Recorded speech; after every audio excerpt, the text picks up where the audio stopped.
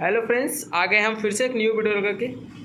हर दिन एक नया वीडियो लेकर के आप लोगों के बीच आते हैं। चलिए आज देखिए हम लोग रोज़ कहानी का जो है ना सारांश पढ़ेंगे। बिहार इंटर परीक्षा 2025 के लिए तैयार किया जा रहा वीडियो है।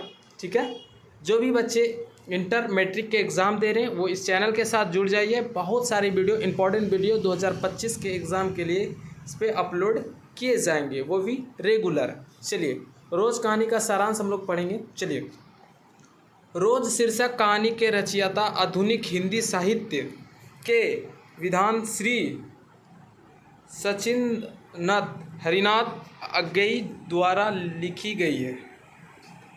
सच्चिदानंद हीरानंद अज्ञेय द्वारा लिखी गई है। ठीक है, विद्वान श्री सच्चिदानंद हरिनाथ के द्वारा लिखी गई है। चलिए ऊपर करते हैं।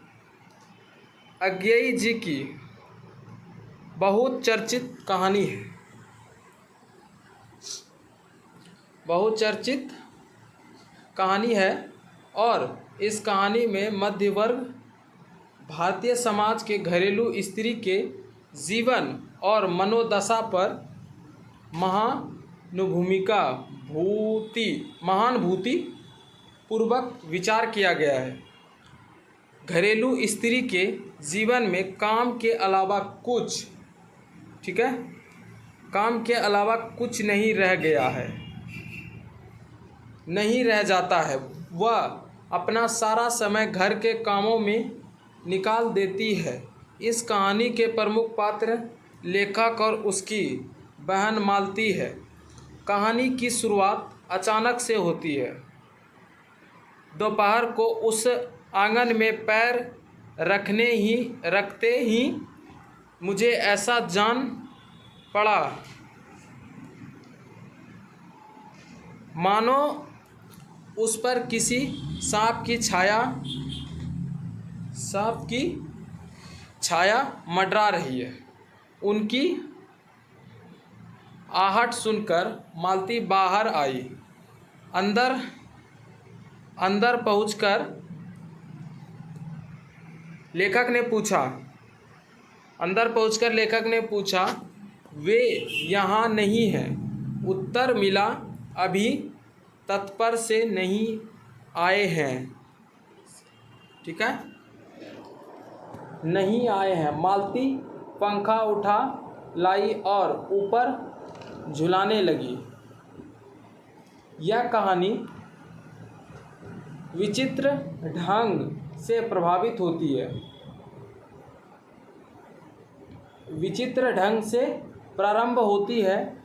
मालती अतिथि से हालचाल भी नहीं पूछती।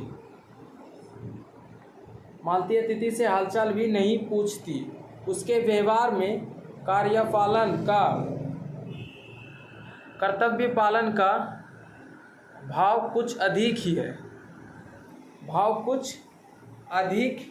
है। बचपन की बावली चंचल लड़की शादी के बाद इतनी बदल जाती है कि चुप्पी उसके चेहरे पर छा जाती है।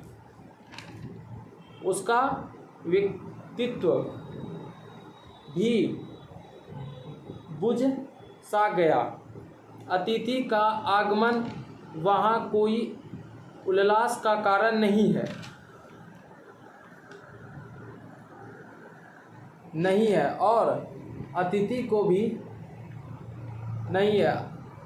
को भी वहाँ कोई छाया मंडराती सी दिखाई देती है। मोह छाए वातावरण को मालती का बच्चा भंग करता है। मालती उसको संभालने चली जाती है। मालती लेखक के दूर के रिश्ते की बहन थी।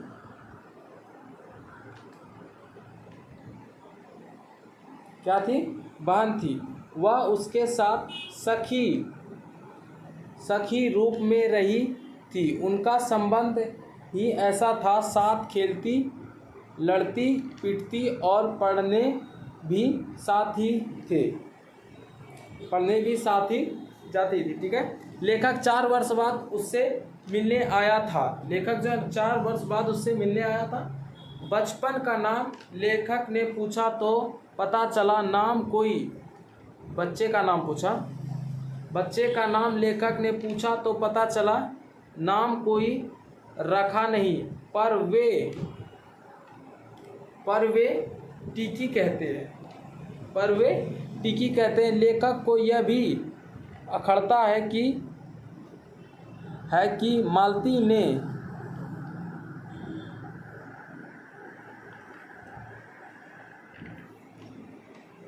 कोई बात नहीं की, कैसा हूँ यह भी नहीं पूछा। लेखक ने एक बार प्रश्न किया, तुम्हें मेरे आने से विशेष प्रसन्नता नहीं हुई? ठीक है, वो मात्र चौंक कर हूँ कहकर शांत हो गई। चौंक कर मतलब मालती कहती है कि मैं चौंक सा गया, इसीलिए कुछ ज़्यादा प्रशंसा नहीं है। मालती का अत्र द्वंद्व मानसिक स्थिति में बीते बचपन की स्मृतियाँ भटक गई थी। थकान, सब्जी का अभाव, पानी समय पर नहीं आता है,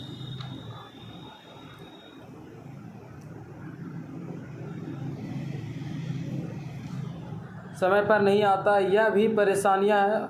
उसका भी चित्रण है। नौकर भी नहीं मिलता। मालती के पति दोपहर के 3 बजे और रात्रि के 10 बजे भोजन करते हैं। मालती का जीवन रोज़ एक सा ही है, रोज़ एक सा ही बीत रहा है। ठीक है, पति का अधिकांश समय डिस्पेंसरी में बीतता है या सोने में। यहाँ मालती का अतिरिक्तता को भली भांति उभारा गया है, जिसमें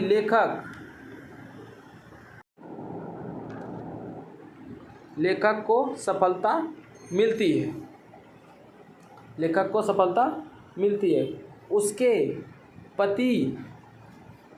पति का आगमन होता है। लेखक ने उसको पहली बार देखा था, दोनों का परिचय हुआ। उनका नाम था महेश्वर। वे एक सरकारी अस्पताल में चिकित्सक थे। उनकी अस्पताल की ज़िंदगी की भी चर्चा है। उसकी रूटीन पर ही दोनों में वार्तालाप होता है। ठीक है, खाना आ गया। लेखक ने मालती से पूछा, तुम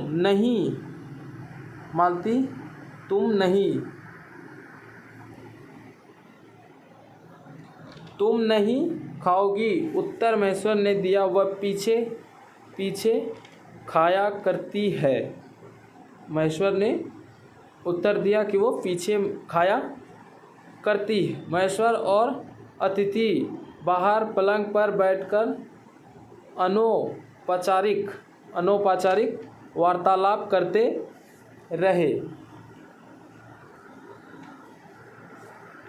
रहे।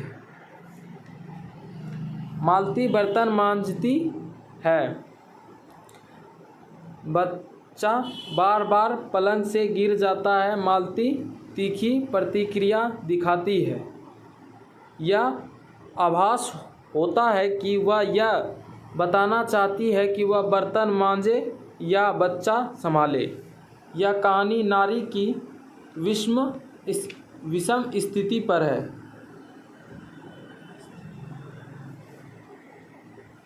गहरी छाया डालती है।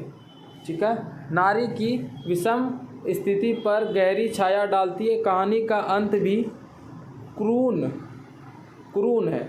11 का घंटा बजता है। मालती कहती है 11 बज गए। यह उनकी गहरी निराशा का भाव है। रोज ही यह होता है।